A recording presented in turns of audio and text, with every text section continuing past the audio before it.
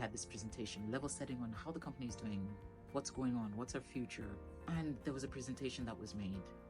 And afterwards, I took some time to speak to the CEO about giving feedback on the presentation, how I think that impacts me, how it will impact other people.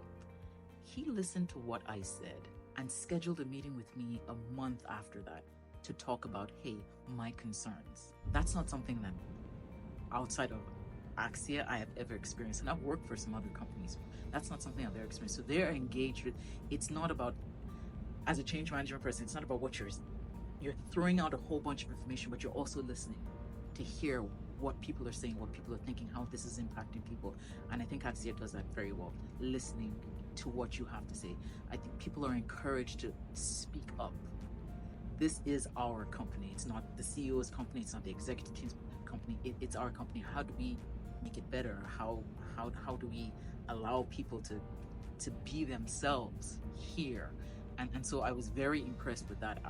I didn't ask for that. I didn't anticipate it, but he did it nonetheless. And that was, it meant the world to me.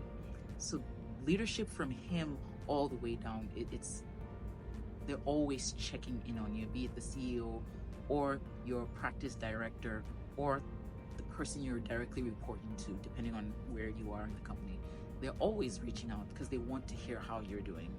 Sometimes they see you struggling and they're like, how can we help you out?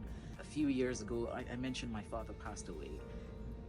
That happened at a time where I was so busy at work and I needed to take downtime from my project.